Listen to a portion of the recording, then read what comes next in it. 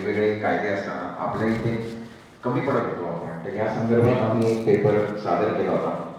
Right to एज्युकेशनच्या संदर्भातील काही आवश्यक बदल आम्ही नंतर सरकारला प्रेझेंट केले होते. किंवा फोर्सफुल कन्व्हर्जन हा एक मोठा विषय आम्ही घेतला होता आणि त्या संदर्भात काही सजेशन्स आम्ही सरकारला दिली होती.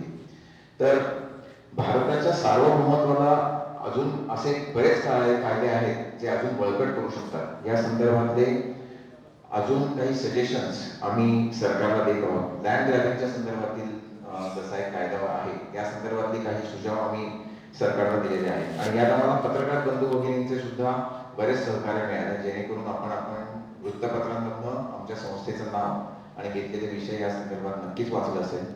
त्यानंतर शैक्षणिक विभाग भारतीय संस्कृती अंतर्गत जीवनमूल्य अधिष्ठित वेगवेगळ्या पैलूंवर शाळेतील मुलांवर संस्कार करण्याकरता एक अभ्यासक्रम तयार करण्यात येतो आहे आमच्याकडून.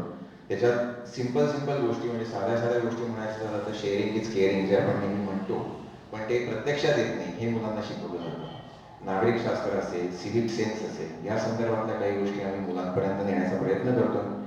भक्तिशक्ती या आयामाच्या अंतर्गत मंदिराभोवती संस्कार वर्ग निर्माण करणे, त्याच्या बाजूची इकोसिस्टीम स्ट्रॉंग करणे, तसंच उत्कृष्ट देव व्यवस्थापन स्पर्धा घेणे हे विषय आम्ही घेण्याचे ठरवले आहे. सध्याचा सगळ्यात कीवर्ड म्हणजे एआय आहे, कृत्रिम बुद्धिमत्ता.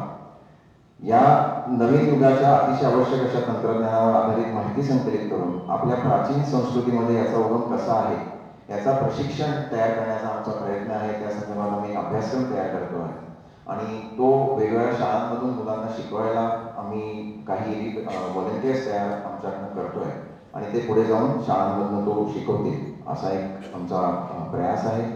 वस्ती विभागामध्ये ज्या पुणे शहरामध्ये वस्ती विभाग आहे त्याच्या अंतर्गत गरीब विद्यार्थ्यांना संस्कार वर्ग, काही प्रशिक्षण वर्ग, स्किल डेव्हलपमेंट, इथल्या महिलांना, पुरुषांना काउन्सिलिंग या प्रकारचे उपक्रम सुद्धा आम्ही घेण्याचा प्रयत्न करत आहोत. आणि लास्ट बट नॉट लिस्ट म्हणायचं तर वक्ता विभाग. आता या आयामाअंतर्गत विविध मुद्द्यांवर लोकांसाठी प्रबोधनात्मक विचार मांडणारे व्यासपीठ आम्ही आयोजित करत आहोत.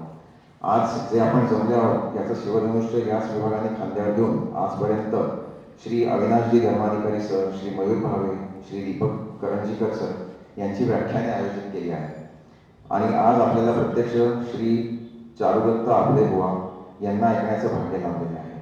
तर प्रत्येक महिन्याला एक या प्रकारे आमचा प्रयास आहे की आम्ही यापुढेही असेच व्याख्यानं आयोजित करू.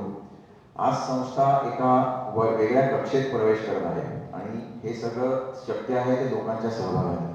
आपण सुद्धा या उपक्रमामध्ये जॉईन होऊ शकता. स्वतःचा वेळ जर का तुम्ही आम्हाला दिला तर आपली संस्था अजून मोठी होईल. तुमच्या आयडिया, तुमच्या सूचना, तुमची सजेशन्स ही आम्हाला खूप महत्त्वाची आहेत. हे सर्व करताना काही आर्थिक गोष्टी असतात ज्या संस्थेला सांभाळायला लागतात, यात सुद्धा आपली मदत होऊ शकते. त्यामुळे सगळ्या अर्थाने मी आज बघितलं की लोक आतमध्ये येतानाच बऱ्याच लोकांनी ऐच्छिक देणगी आपल्या संस्थेला दिलेली आहे. अशीच तुम्ही देत राहा, त्याचा आम्ही योग्य विनियोग करू आणि आपल्या सगळ्यांच्या सहकार्याने ही संस्था पुढे घेऊ. एवढं बोलून मी थांबवतो. धन्यवाद.